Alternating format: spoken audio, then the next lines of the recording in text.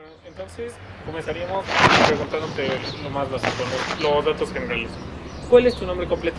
Mi nombre es Efraín Trejo Díaz, mucho gusto. Mucho gusto, Efraín. ¿Te puedo llamar Efraín? Sí, por supuesto, Ok. sin problemas. Bueno, Efraín, ¿nos puedes decir tu edad? Sí, tengo 31 años. 31 años, muy bien. ¿Cuál es tu estado civil? ¿Soltero? ¿Tienes hijos? No que yo sepa. Afortunadamente. Afortunadamente. ¿Dónde estudiaste la licenciatura, Efraín? Aquí en Calle Estacada, de hecho. Ok. ¿Cuál es tu nivel de estudios? Licenciatura. ¿Y cuál es tu ocupación? Actualmente soy docente aquí en la facultad y también trabajo como consultor en empresas Ok. a nivel internacional y nacional. Muchas gracias. Ok, ¿algún diplomado, curso que hayas tomado fuera? ¿Fuera del país o fuera de la escuela? Tanto fuera del país y si fuera fuera de la escuela o del país. Bueno, fuera de la escuela como tal, mi otra área de trabajo es la enseñanza de inglés. Yo tengo como tal la especialidad en enseñanza de inglés, tengo varios diplomados como tal como docente. Y aquí en la facultad estoy tomando actualmente el diplomado de docencia, interno de la facultad. Así es. Ok. Y externos aquí a mi área de trabajo, algunos diplomados y especialidades en, ya sabes, lo clásico de psicología, ¿no? Como trato a las personas, relaciones interpersonales y demás. Ok. ¿Por qué razón decidiste estudiar psicología? Es curioso, fue por el inglés precisamente.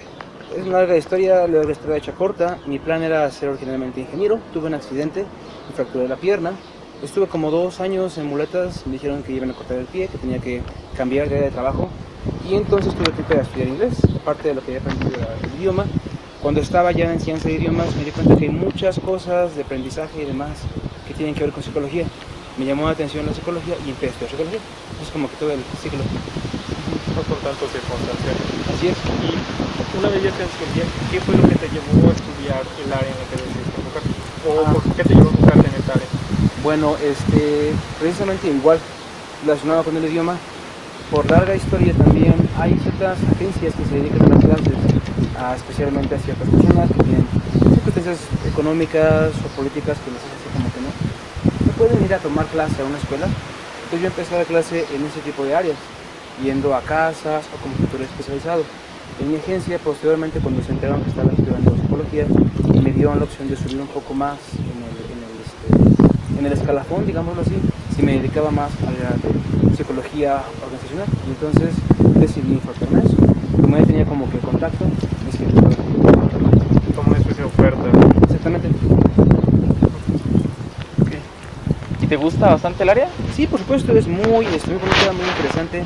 Es muy distinto a lo que identificamos con psicología. Ya ves que es el estereotipo básico, el psicólogo que está con su diván. Voy a leer tu mente. Ajá. Todos tenemos que dar terapia, todos tenemos que ser clínicos, pero hay muchas áreas externas aparte de la parte clínica. Y entonces la parte de psicología industrial o organizacional es muy interesante porque trabajas con diferentes áreas, con diferentes disciplinas y tienes como que opción de aplicar lo que estás aprendiendo en un entorno distinto. Y es muy divertido. Ok. ¿Cómo ha sido toda tu experiencia de trabajo en el área? Bueno, empecé originalmente, se llama facilitador de idioma, después cambié a consultoría. Mi área de trabajo en especial es consultoría en conflictos. Tú tienes una empresa, un negocio, lo que sea, tienes algún problema, nosotros llegamos, analizamos qué está pasando mal, te damos la respuesta a tus problemas y proponemos una solución. Entonces puede ser 3 meses, 6 meses, 1 año, 2 años, para que la empresa empiece a trabajar un poco más. Eso te da opciones de trabajar con personas que tienen, no sé, una papelería, una chocolatería en su rancho, en su pueblo, o trabajar con empresas grandes que tienen como que ya demasiados empleados y puedes interactuar con diferentes tipos de personas. Bueno, aparte de, bueno, hablaste acerca un poco de la interacción, así que me gustaría tratar un poco ese punto. A lo largo de tu experiencia, ¿con qué otros profesionistas te ha tocado trabajar? Tenemos contrato principalmente con abogados, contadores, personas de marketing, administración de negocios y en mi puesto en especial también con lo que es negocios. Hay empresas que quieren como que emigrar a diferentes países, se hace un análisis para ver el estado económico, social, tecnológico de México y del país y ahí entra mucha gente de negocios internacionales, como que para hacer el contacto, gente de aduanas, gente que a veces también tiene contacto con el con el servicio exterior para poder hacer como que el contacto para la empresa. Ok, aproximadamente con cuántas personas trabajas. Es un estimado más o menos. Depende.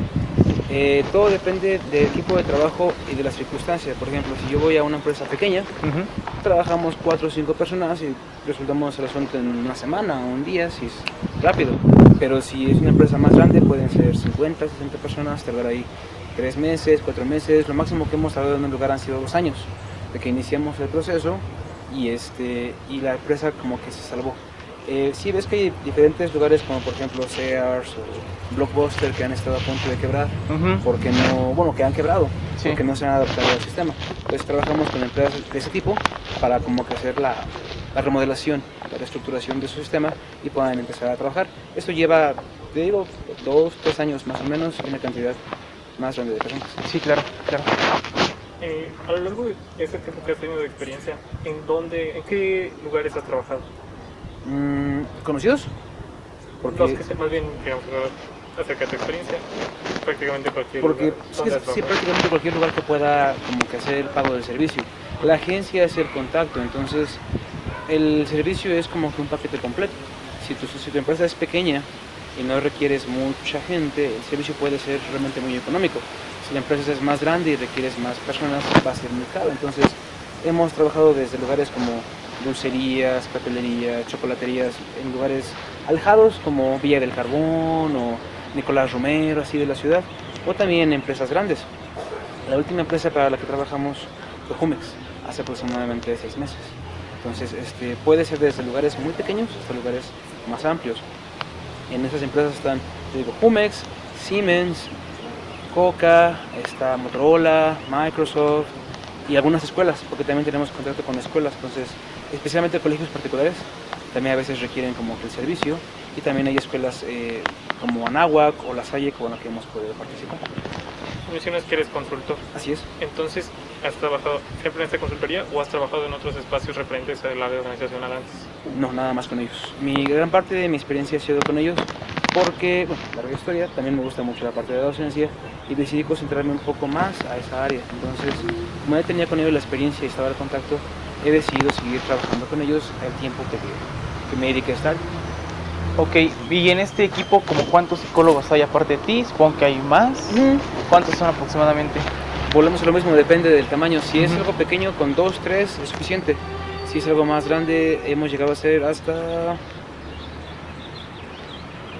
12.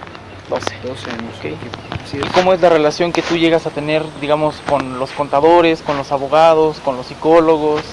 Yo en especial, Sí. llega a ser muy tirante porque si has visto que ahí está el tipo que despide gente. Sí. Bueno, eso soy yo. Ujú. Mi labor en mi agencia es precisamente eso. Nosotros llegamos, damos una plática de hola, la importancia de la cooperación y la importancia de la superación personal y del crecimiento profesional y demás. Proponemos digamos que la opción para que la empresa mejore. No sé, tienes que tomar un curso de Excel, supongamos, ¿no? Ujú. Tu empresa está perdiendo dinero porque tus trabajadores aún no saben cómo ocupar computadoras, todavía son personas un poco mayores. Les damos un curso y regresamos en 2 semanas a ver cómo funciona, más o menos. Sí. Pero muchas veces ahí los abogados, contadores, contactos internos tienen muchos motivos para no querer hacerlo. Motivos de ego personal, motivos de que tienen alguna palanca conocida en la empresa o simplemente no quieren hacerlo. Y entonces cuando yo regreso a revisar qué ha pasado, se firmó un contrato, se firmó una serie de compromisos. Si la persona no lo ha cumplido, mi labor es decir, ¿sabes qué? No lo has cumplido, tienes tanto tiempo para hacerlo, o bien tus servicios ya no son requeridos. Y eso hace que la persona piense que es tuyo, que es personal contra ellos. Ujú. Y como yo estoy haciendo esa labor, sí es un poquito pesado, sí es como que bastante estresante. De hecho tengo muchas ganas por eso, es así como que muy pesado hacer esa parte. Ok. Cuando se tiene que comunicar resultados, cuando es trabajo en general, mientras puedas establecer un punto de convivencia, realmente no pasa nada. Puedes llevar una relación muy buena. El asunto está en que en mi puesto en especial, yo no estoy tanto en contacto con ellos. Yo nada más llego, propongo la solución y regreso a ver cómo trabajaron. Y en ese momento es cuando viene el choque, porque la persona te cuenta su historia, de que su mamá falleció, de que su quinta abuela tuvo un problema, o de que algo por el estilo. Sí. Pero tristemente a veces es como que muy fría el área y no puedes tomar en cuenta todo esto porque no se completó la meta y la persona tiene que tomar alguna medida. En caso extremo ser despedida y es el trabajo. Entonces es como que Un poco complicado, ¿no? complicado, chocas mucho. Ok. Entonces, también que para esto, pues, necesitas emplear todas las capacidades que tú has adquirido durante tu formación. Ujú. ¿Qué habilidades dirías que necesitas para llevar a cabo tu labor? Bueno, en este caso, nuevamente para el puesto que yo tengo, se requieren tres cosas básicas. Es una licenciatura afín, que puede ser psicología, mercadotecnia, negocios internacionales o administración, son los más comunes. También requieres dominio de 2 idiomas a nivel intermedio o de un idioma a nivel avanzado. Y requieres experiencia previa de 3 años por lo menos para poder trabajar en el área de RH, selección, reclutamiento, cualquier cosa por el estilo, puedes empezar a trabajar con ellos. Como te comento, en mi caso yo empecé trabajando con ellos por el idioma, ya tenía la experiencia previa, por eso pude como que tener la promoción. Pero si llegas como externo, te piden el idioma, te piden como experiencia comprobable y una carrera que sea afín y de preferencia un diplomado, especialidad o maestría. Así es. Esto en cuanto a tu formación. Así es. Con respecto a las habilidades que has requerido de desarrollar dentro de tu labor. Muy bien. Tienes que ser muy directo, muy claro, tienes que tener manejo de emociones, ser asertivo y principalmente no tomarte nada personal. Porque a veces el lado humano, tú estás intentando digamos, compensar o balancear el problema y tu lado humano te pide que hagas esto, pero también tienes que tomar en cuenta tu lado profesional. Entonces tienes que balancearlo para que no haya problemas. Tienes que ser asertivo y directo porque muchas veces las personas, sobre todo no tienen mucho tiempo o mucha experiencia, suelen pensar que eso les va a ayudar a evitar el asunto o a evitar la capacitación. La capacitación es muy cara. Las empresas muchas veces no quieren invertir en eso. Entonces, cuando consigues que tu empresa invierta en capacitación, tenga un programa, el trabajador tiene que hacer todo lo posible para aprovecharlo. Y muchas veces no lo hacen. Entonces, tienes que ser muy directo y muy asertivo para poder decir, ¿sabes qué? Si lo haces, pasa esto. Si no lo haces, va a pasar esto. Y cuando la persona regrese y te diga, es que mira, mi quinta abuela falleció, yo lo siento mucho, pero eso es completamente ajeno a lo que estamos viendo. Teníamos el compromiso, tenemos que cambiarlo. Tenemos que como que aplicar el resultado a lo que has hecho. Entonces lo más importante sería interacción con las personas, habilidad de comunicación y ser muy, muy directo y muy claro. A veces tal vez demasiado directo para explicar adecuadamente lo que esperas de la persona y lo que va a pasar si no lo hace. Ok, y bueno, digamos, eso es lo que el psicólogo tiene que desarrollar en el área de trabajo. Ya nos comentaste que vas como en algunas ocasiones trabajando para una chocolatería, para una papelería, para empresas pequeñas y para empresas grandes. En función de esto, pues va a cambiar tanto las herramientas como la técnica que vas a emplear. Pero digamos, así en general, ¿qué técnicas o herramientas empleas en tu día a día? Las clásicas, digamos que la herramienta básica vendría siendo el examen fuera, es el tipo de fortaleza, oportunidad, debilidad, amenaza. Inmediatamente después de ese viene uno que se llama CAME. Me tienes la posibilidad de corregir, afrontar, mejorar o explotar las cosas. Y viene otro, en este momento se me van las siglas, pero ahí analizamos la parte educativa, la parte social, la parte tecnológica y la parte política del país o del lugar donde quieren trabajar. Son como que los 3 estudios básicos, porque el FODA te da la información que quieres, pero ahora tienes que saber qué hacer con esa información. El CAME es básicamente para eso, porque hay veces que la persona piensa que algo es malo. Por ejemplo, yo te pido que me digas, descríbete como trabajador. Tú piensas, no, es que si yo digo que soy muy aprensivo o muy nervioso, eso es malo, pero quizás no. Quizás la empresa está pidiendo esa característica o ese rasgo para el puesto que están pidiendo. Entonces, analizamos todo lo que la persona da y puede que tú pienses que ser nervioso es malo, pero para este puesto es requerido. Entonces, por lo general se hace un estudio con las personas, con el trabajador, se hace una entrevista como esta, se entrega un formulario, una lista de cotejo o incluso un formato de autorreflexión según sea el lugar, para que la persona explique cómo se siente, qué habilidades tiene, qué experiencia tiene. Y después se hace un análisis como tal ya de la empresa para corroborar o para encuadrar lo que la persona dijo con lo que estamos viendo en la empresa. Hay veces que los problemas son de comunicación. Recuerdo una vez que vi una empresa que su última labor era engrapar las hojas en un departamento. En el siguiente departamento la primera labor era quitar grapas. Entonces, como que si hubiera un poquito más de comunicación, tal vez pudieras evitar todo el tiempo y esfuerzo humano que está en engrapar y quitar grapas. Puede parecer que es sencillo, pero no. Es una buena cantidad de recursos y de tiempo que la persona está ocupando. Entonces, el trabajador da su opinión. No puedes confiar 100% en la opinión de la persona, porque es muy subjetiva, pero tenemos como que un panorama de lo que la gente siente o cómo percibe el entorno. comparamos esto con lo que la empresa da y ya con esto tenemos un panorama más específico de lo que está pasando. Porque a veces la empresa puede decir una cosa, el trabajador puede decir otra cosa, pero en realidad, cuando analizas bien, está pasando algo muy distinto. Sí. Porque no hay comunicación, no hay crecimiento, o simplemente el trabajador no se siente impulsado para seguir mejorando. Es un problema muy común que tenemos mucho aquí en el país. Que el trabajador siente que no hay área de oportunidad para trabajar o para crecer, y eso hace que se siente, deje de desarrollarse o emigre a otra empresa. Ok. Bueno, ahorita con lo que nos estás comentando, parte del preocupante son estas dificultades con las que a veces se encuentra empleo. Así es. Dentro de tu labor, ¿qué necesidades hay que aún no han sido cubiertas? ¿Qué necesidades hay? En general, se puede decir que hay una cultura bastante mala laboral en nuestro país. Por ejemplo, hay personas que trabajan 30 años y van a comenzar, ¿no sabes qué? Es que yo estoy molesto, estoy decepcionado porque mi empresa me acaba de despedir, no me dio ninguna prestación y pues quiero demandar o quiero levantar un acta contra esto. Pero le preguntas, ¿qué has hecho durante 30 años? Y la persona contesta que has hecho el mismo puesto. Inició, no sé, como ayudante general, inició como mando medio y durante 30 años ha seguido siendo el ayudante general, el mando medio. La pregunta es ahí, ¿qué ha pasado en esos 30 años? ¿Qué ha pasado con esta persona que no ha buscado superarse, que no ha habido crecimiento personal o profesional? Cuando vienen los cambios, la empresa se renueva y obviamente esta persona sale despedida. No porque no tenga habilidad, sino porque no se ha actualizado. Pues en el caso del trabajador muchas veces no hay como que esa ansiedad o hambre de crecer. Muchas veces la persona busca nada más conseguir el trabajo, lo mejor que voy a tener, y me quedo aquí. Y no buscan la manera de mejorar, la manera de crecer, o no ven si hay una opción distinta. Eso hace que la empresa muchas veces abuse de ellos. Porque como nada más tienes este lugar para trabajar y nada más sabes hacer esto, si no lo haces, estás en el poder. Y en el caso de las empresas hay una práctica muy común que se llama outsourcing. Básicamente es que no te dan ningún tipo de prestación ni de contrato y explotan tus habilidades sin darte ningún beneficio laboral, ningún beneficio real. Entonces, para la empresa eso es bueno, aparentemente, porque puede explotar a la persona a ocupar sus habilidades sin pagarle.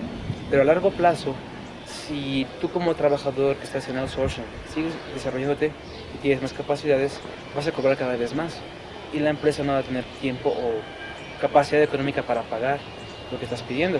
Y la gente que esté a tu disposición, como no va a tener la habilidad para trabajar igual, te va a generar problemas de desempeño, de productividad y demás.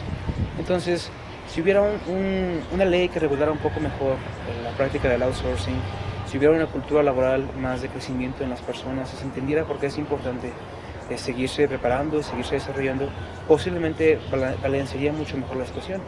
Porque hace unos meses se decía que había que subir el salario mínimo, ponerlo a 200 pesos. Si vas a ganar toda tu vida el salario mínimo, pues sí, ¿no? Que lo suban a 200 pesos. Pero ¿por qué ganar toda tu vida el salario mínimo? ¿Por qué no buscar por ganar algo más? En el trabajador muchas veces no está esa mentalidad. También tenemos problemas de comunicación. A veces parece que me entendiste bien lo que tienes que hacer, pero algo expliqué mal o algo comprendiste mal. Entonces la diferencia entre lo que yo estoy diciendo y lo que tú entiendes es muy grande. Y la comunicación queda así como que medias. Y por último, pues fomentar un poco más en mi agencia como tal, yo pienso ser un poco más flexibles. Porque sí es cierto que a veces se buscan pretextos para que la persona no cumpla con lo que está pidiendo, pero también me ha tocado ver casos de gente que realmente tuvo problemas serios, pero al no cumplir con lo que está pedido en el contrato, automáticamente son despedidos o pierden privilegios. Y es muy triste ver que sí, tal vez tu mamá realmente falleció, pero no pudiste cumplir con lo que estás pidiendo, y como resultado de esto ahora eres huérfano, no tienes familia, no tienes trabajo. Entonces yo pienso que sí hay que ser un poquito más flexibles a veces, como que ser un poquito más humanos, porque en mi área de trabajo a veces cae como que ser un cuadrado y demasiado frío. Te conviertes en un número, entonces yo reviso, lo hizo, sí, no, y si lo hiciste bien, si no, ni modo. Y a veces hay que analizar un poco más como que los aspectos humanos de la persona, de cada ser individual, para determinar si funciona o no. Y en este momento no lo hay. Haces el contrato, se determina qué tienes que hacer, si lo hiciste es muy bien, Si no lo hiciste, lo siento mucho, la consecuencia es esto, puede llegar al despido o a pérdida de un privilegio. Entonces sí hay que ser más flexibles. Ok, y con todo esto que nos comentas, ¿tú crees que los demás valoran lo que tú haces, el puesto que tú ocupas, las funciones que tú desempeñas? Depende de quiénes sean los demás. La agencia con la que estamos se enorgullece mucho de ser completamente efectiva.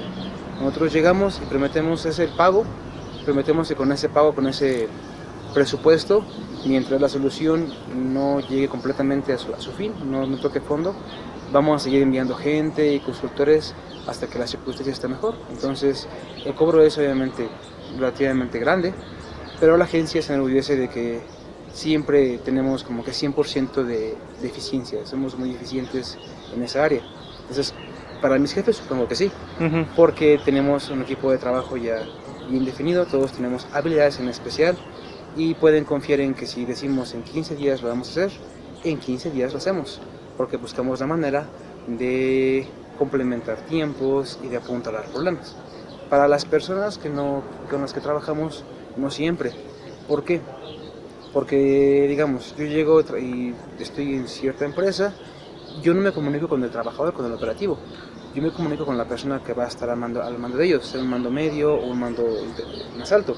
Entonces, hay empresas que literalmente amenazan al trabajador para que hagan algo. Y te digo, ¿sabes qué? Requieres que tu trabajador tenga un curso, te digo, de Excel. Sí.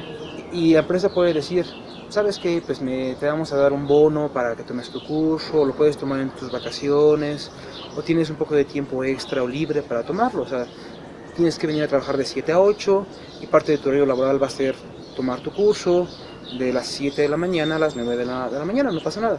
Pero hay empresas que no. Hay empresas que te dicen, sabes que a mí no me importa lo que tengas que hacer, tú tienes que tomar tu curso, vas a venir el domingo al mediodía. Y para el trabajador eso es duro. ¿Por qué? Porque también tienen vida familiar, tienen cosas que hacer y el trabajador piensa que somos nosotros los que estamos haciendo eso. Y nosotros no estamos haciendo, nosotros llegamos, proponemos la solución y ya la empresa va a ver cómo lo está armando o colocando. Pero para el trabajador parece que somos nosotros los que estamos forzándolo el sábado al mediodía o el domingo a las 3 de la tarde, o en mi caso, que soy yo el que lo estoy despidiendo, porque no hay ningún contacto con el mando intermedio de la empresa. Nosotros vamos, damos la plática al trabajador, el trato está junto con la organización, y ya como ellos tratan a su empleado es cuestión de ellos. Y eso genera choques muy grandes, porque hay veces que uno piensa que está haciendo un bien para el trabajador, pero en realidad está haciendo nada más para la organización. Y el empleado está teniendo problemas para acudir al curso o para acudir con sus metas, porque la empresa no ha comunicado adecuadamente lo que estamos pidiendo y está forzando al trabajador a hacer algo que no puede hacer, que no está en sus capacidades. Sí. Entonces, desde ese punto de vista, pues para mis jefes, me imagino que mi puesto es muy bueno, porque garantizamos el trabajo, garantizamos el resultado. Para las personas que están trabajando con nosotros, dependería mucho del entorno en el que están y del tipo de trabajo o compromiso que estén realizando. Ok, y esto vendría a colación lo que nos comentabas anteriormente de no tomarse las cosas personal, ¿no? De decir, bueno, es que no es que yo te esté despidiendo porque me caigas mal, sino porque hay ciertas funciones que se tienen que hacer y se va a valorar. Lo que te explicaba es ser asertivo, no tienes que ser agresivo, pero yo, por ejemplo, también tengo que cumplir con una meta. Entonces, yo ya reporté a mi superior que este proyecto va a tardar una semana o un mes. Si tú llegas el último día y me dices, ¿sabes qué? Requiero 2 semanas porque el día de ayer me atropellaron. Primero, apenas fue ayer. Tuviste un mes para hacer lo que te estaba pidiendo. Y segundo, si yo te doy chance a ti de hacerlo en 2 semanas más, yo ya estoy dañando mi propio proyecto, porque ya había dicho que iba a ser un mes, y ahora va a ser un mes y medio, y genera problemas para mi agencia. Entonces, híjole, sí lo siento mucho, pero no puedo tomar en cuenta eso. ¿Por qué? Porque si lo tomo en cuenta, ocasiona problemas para tu empresa, para mí y para mi agencia. Entonces, es cuestión de no ser agresivo, pero sí ser muy, muy directo y muy específico. Sobre todo aquí en México la gente tiende mucho a regatear las cosas, o a creer que porque tenemos algún conocido o algún contacto, eso va a amedrentarnos, ya lo opuesto. A suavizar el resultado. Y no, o sea, para que podamos cumplir con lo que estamos pidiendo, tenemos que seguir el programa. Y no importa que tengas un conocido o no importa que tengas ciertos problemas, el programa debe de debe de seguir. Sí, claro. Entonces, para ellos no es muy bonito ni es muy divertido. Sí, claro. Ese es el punto. Ok. Con todas estas situaciones que a ti se te presentan en el trabajo, ¿tú te has encontrado con algunas otras dificultades? Me refiero a habilidades que a ti te falte desarrollar para desempeñar tu labor. Sí, tengo que hablar más idiomas. Te acabo que te explicaba que tienes que hablar 2 idiomas a nivel intermedio o un idioma a nivel avanzado. Eso no tiene nada que ver con lo que diga tu escuela, ¿verdad? Hay un cuadro que dice que es nivel básico, nivel intermedio, nivel avanzado, que es para todo el mundo. Entonces, para que puedas trabajar tienes que tener 2 idiomas o más intermedios o uno avanzado. Yo nada más tengo uno, pero está avanzado. El problema está en que a veces trabajamos con gente de otros países que no hablan inglés, sobre todo con la gente que viene de China. Hay mucha gente que quiere hacer negocios aquí en México y no puedes porque los chinos, al parecer su cultura hace que respeten más a alguien que habla su idioma.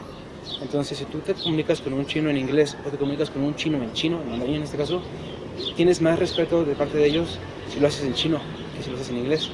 Entonces, ha habido un par de tratos que perdimos por eso, porque no había nadie que hablara chino. Y entonces, el traductor que estaba traduciendo al chino estaba traduciendo cualquier cantidad de tonterías y no pudimos llegar a un acuerdo. Y en otro caso, simplemente la persona dijo, no, yo quiero hablar con alguien que hable chino, si ustedes no lo tienen, no hay trato. Y perdimos mucho dinero. Bueno, yo no, pero la empresa perdió mucho dinero en esos tratos, porque querían emigrar a China y no se pudo cerrar el trato por el idioma. Lo mismo pasa también con el alemán y el francés. La gente que habla alemán y francés generalmente sabe hablar inglés, pero aprecian más que hables en su idioma a que les hables en inglés, sobre todo a la gente que habla francés. Aprecian mucho que hables en su idioma a que les hables en inglés. Entonces, para mí, en mi puesto en especial, hablar más idiomas y tener más tiempo, porque a veces andas corriendo por toda la ciudad y por más que quieres no tienes chance de hacer más cosas. ¿Qué más? A veces el perfil te va formando. Yo lo veo, te digo, me gusta mucho ser docente, pero como docente puedes ser un poco más flexible a veces con el estudiante.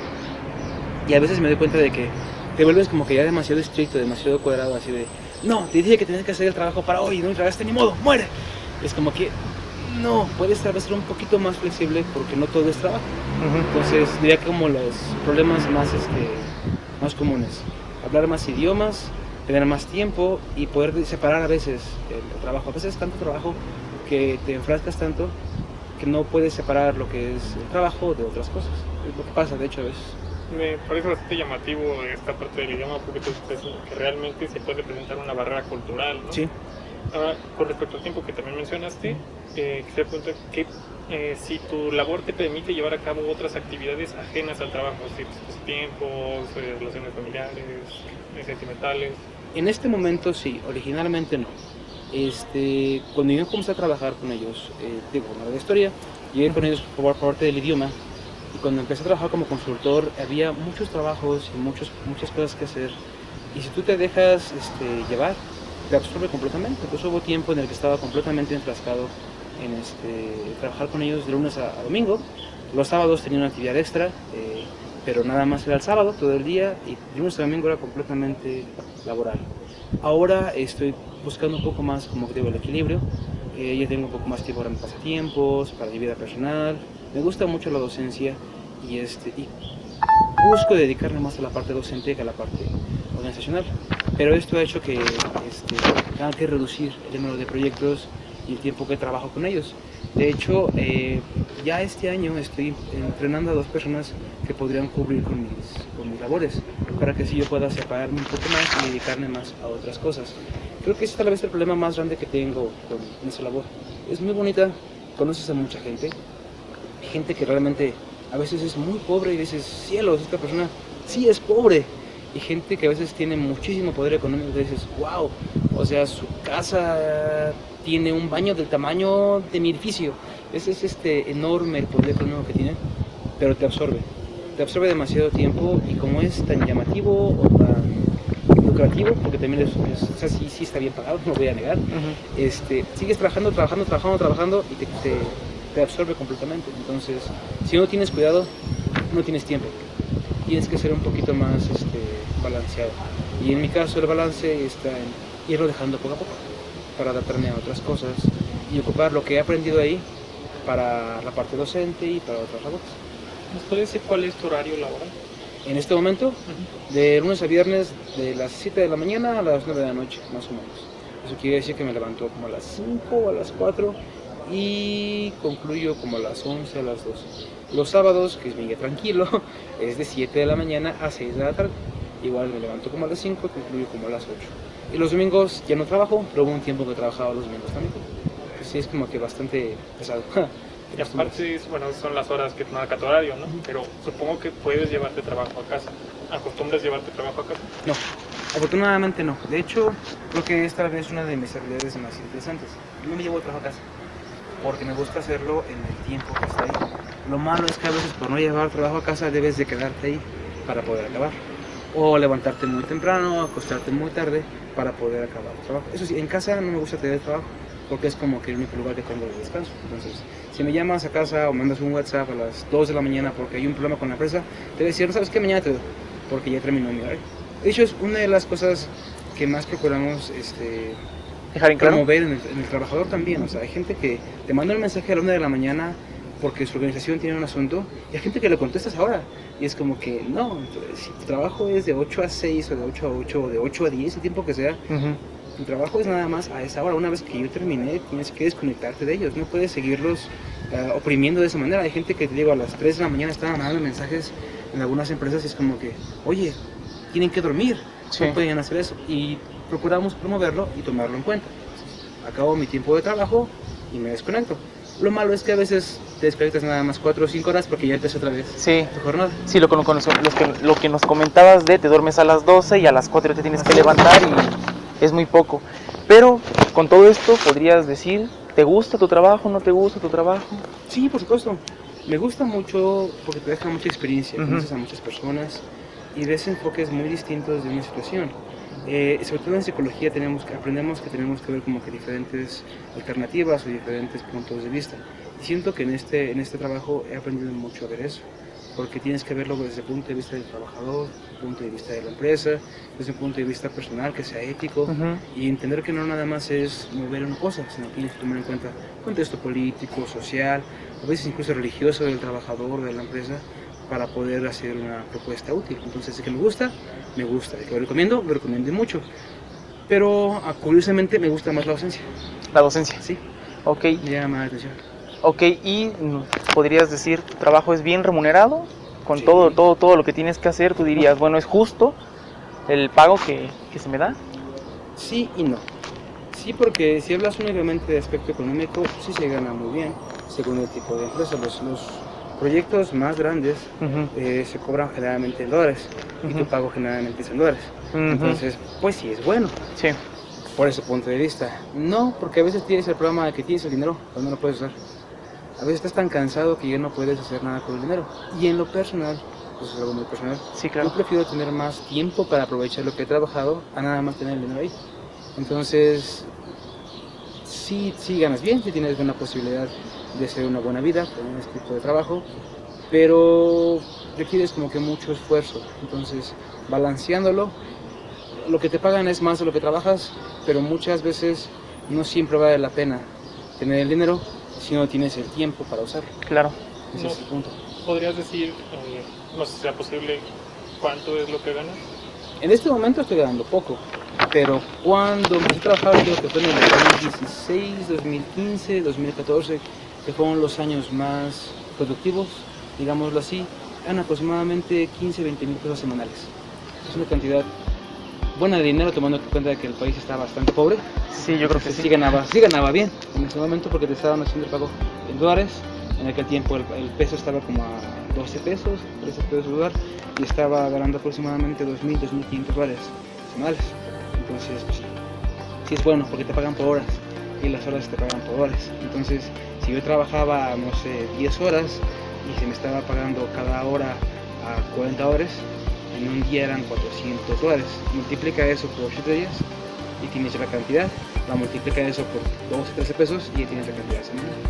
Aquí en 2012 me refiero. 2012, 13, 14, 15 hasta el 16 más o menos. Y actualmente a lo que llamas poco, ¿cuánto sería? Actualmente ya nada más voy con ellos, te digo, a entrenar a una persona o dos personas que están tomando mi puesto. Me dedico más a la docencia. Lo cierto, ganamos poco, eso es muy triste. Con ellos ya estoy solamente ganando aproximadamente 2,000 pesos semanales, pero nada más estoy invirtiendo como tal un par de horas semanales con ellos, lo que vendría siendo como 800, 900 pesos la hora aproximadamente. Tampoco está mal. Nada despreciable, pero sí hubo un tiempo en que fue mucho mejor. Pero te digo, pues es el tipo de trabajo que Our global workforce of more than 14,000 unique te paga bien, perspectives pero sí te cansa offers mucho. the expertise y absorbe necessary mucho to deliver an tiempo y habilidad. unrivaled Digo, los portfolio canas, of los end-to-end canas solutions and son de ese services, tiempo, porque el estrés sí es un poquito moving businesses duro forward en and algunas cosas. ushering Sobre in todo a new porque era of en ti technology. está decidir At Tech Data, que la this is empresa our gane o mission, pierda mucho dinero. Entonces es como que guiding sienta our la partners presión by illuminating sobre opportunities in the IT channel. Así es. Que nada, la labor puede ser un tanto absorbente, ¿no? Sí, and sí, strategic. poco hablábamos We hace have un deep momento de expertise las horas que pasabas. and specialized intelligence. Tú te mencionado que We're puede hacer que proactive alguien llevara and su trabajo a bold, casa, un tiempo agregado al horario establecido. yet agile. Otro tiempo agregado se me ocurre Delivering the sería most el comprehensive tiempo que uno tiene portfolio que of desplazarse de endpoint, casa al trabajo. specialized, and ¿Cuánto advanced tiempo solutions in the industry.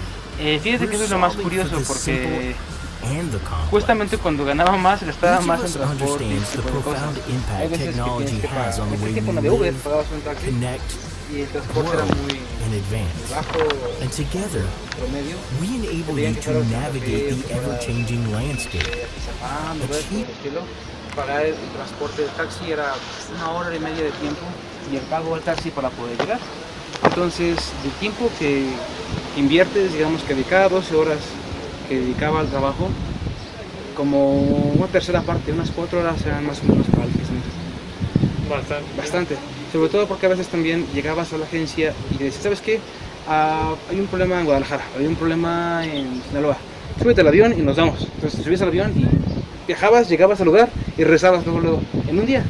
Y estás así como que exageradamente cansado porque te levantabas a las 6, a las 8 estabas en el avión, llegabas ya a las 10, trabajabas de 10 a 4 y a las 8 estabas otra vez en Ciudad de México y el tiempo que estabas así. Y pues es emocionante porque, un avión. La primera vez que te subes como que, voy a subir en avión.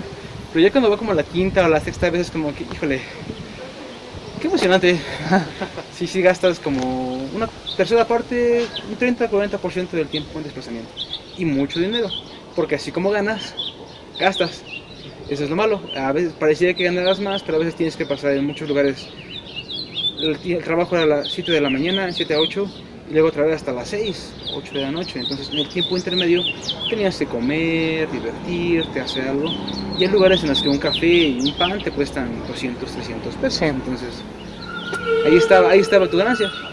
Okay. Tenías que estar pagando en comida, en transporte. Ya llovió y tuviste que quedarte a dormir por allá, pero allá los hoteles están caros y todo ese tipo de cosas son emocionantes y muy divertidas cuando las empiezas a vivir, pero si no tienes cuidado te pueden absorber, como te digo, y te encapsulan completamente. Ok, ya para ir cerrando con esta parte de la entrevista, ¿qué, por así decir, consejo le darías a aquellos estudiantes que están interesados en el área organizacional? Porque de muchos egresados que hay, gran parte se van como a la clínica, pero también a la organizacional, ¿no? Entonces, pues muchas veces hacen funciones que no quieren, que no les gusta.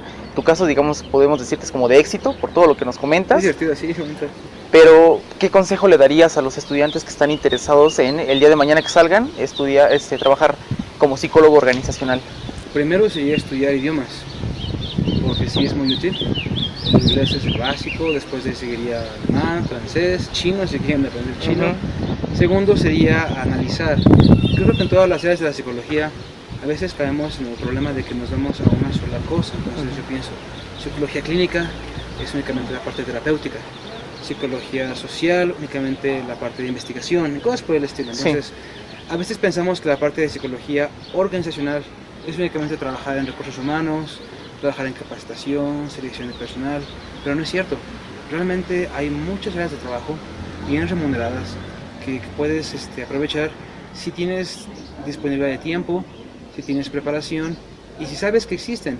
Yo, por ejemplo, no sabía que existía esta área hasta que empecé a estudiar psicología y hasta que ellos me mandaron llamar porque estaba en contacto con ellos. Si no, nunca hubiera sabido que existía. Entonces, muchas veces tenemos que investigar un poco más. Y finalmente pues balancear, te digo, porque es muy padre el trabajo, es muy emocionante, conoces a muchas personas y si eliges un trabajo apropiado puedes hacer experiencia laboral muy rápido. 1 o 2 días trabajando con ellos te ayuda mucho, pero si no tienes este equilibrio te puede absorber. Entonces sería como que prepararte mejor, investigar qué otras áreas hay aparte de RH y capacitación, porque hay muchas más, para que te puedas posicionar adecuadamente y sobre todo no dejar que te absorba, porque es muy fácil.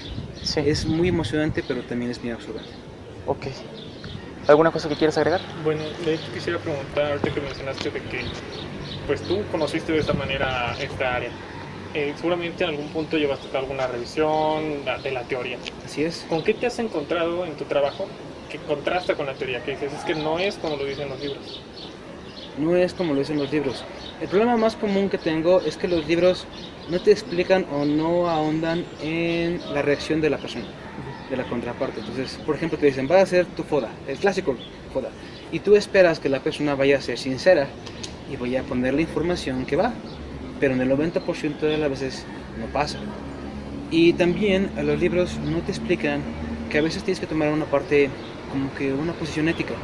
Porque tienes que decir si trabajas para la empresa nada más o trabajas para el bien común. Porque si trabajas para la empresa nada más, me tocó ver a compañeros que no tenían prácticas éticas, porque te dejaba más ganancia económica ponerte de lado de lo que la empresa decía, pero eso generaba explotación laboral, problemas para el trabajador, problemas internos en la empresa y muchas cosas más. Y los libros no te marcan eso. Tenemos un código ético como psicólogos, pero el libro no te va a decir eso. Como que no lo enfoca o no lo menciona. Y es algo muy común, tristemente, porque a veces la tentación de ganar un poco más por ponerte del lado de quien tiene el dinero puede ganarle a tu lado ético. Y eso es algo que no se menciona en los libros. Y por último, tampoco se menciona el hecho de que la psicología organizacional tiene muchas ramas. Por lo general nada más te dicen que es RH, capacitación y reclutamiento. Y ya. Y no ahondan como que a las demás partes. Entonces, si hubiera un poquito más de profundización en lo que puedes ver, los psicólogos podrían tener más opciones para elegir y sabrían que hay trabajos como este. No son trabajos que abunden, pero tampoco son trabajos que sean imposibles de encontrar. Nada más tienes que saber qué buscar y qué preparación tener y el trabajo cae. Uno de los mitos más comunes que yo vi aquí en el trabajo es que se cree que no hay trabajo en el país, que no hay esta oferta laboral. Y trabajos hay muchísimos. Lo que pasa es que muchas veces la persona o no puede, porque no tiene la capacitación, no tiene la posibilidad de viajar, o no quiere tomarlo porque está muy lejos, porque va a dejar a su esposo, porque va a dejar a su hijo. Pero eso el libro no te lo menciona. En la teoría no te mencionan eso. Si la persona estuviera consciente de que generalmente es porque no puedes hacerlo o no quieres hacerlo, muchos problemas se evitarían y habría un mejor clima laboral en el país. Porque sí hay mucha explotación, tristemente, en algunas empresas. Y eso es porque el psicólogo que tiene que revisarlo o la persona que va a revisarlo o no lo ve porque no está capacitada para verlo, o lo ve pero prefiere ignorarlo porque le conviene quedarse con la organización. Y eso los libros no lo mencionan. Esa parte ética o esa parte humana del trabajo casi nunca se menciona y sería muy bueno que estuviera incluida en el trabajo. Así es. Ok, ¿alguna otra cosa que quisieras agregar? ¿Tú quisieras agregar algo, Efraín, que quisieras que pudiera conocer sobre tu labor? ¿Algo que no hayamos comentado? Pues no, de hecho, lo único que sería agradecerles a la oportunidad de compartir con ustedes esta información. Es un trabajo que no es tan conocido, pero que sí es muy bueno, muy bien remunerado, es muy práctico, haces mucha experiencia laboral y sobre todo que qué bueno que están interesados en buscar algo más aparte del clásico. Los psicólogos tenemos como que estereotipo: eres psicólogo, vas a leer mi mente, o tienes el diván para que te pueda dar terapia. Pero en realidad tenemos contacto con muchas disciplinas, desde psicología forense hasta psicología organizacional, y siempre es bueno que tengas como que una opción de apertura, porque la psicología tiene mucho campo de trabajo, pero a veces nos enfocamos nada más en uno. Si hubiera un poco más de enfoque a las demás áreas, posiblemente avanzaríamos más rápido en cuanto a investigación, metodologías y demás. Y yo creo que esta área, la parte de psicología organizacional, la parte de consultoría como tal, es un área con mucha oportunidad. Entonces, muchas gracias por permitirme compartir con ustedes. Al contrario, muchísimas gracias. Gracias, un placer, hasta luego. Hasta luego. Hasta luego. Hasta luego. Listo.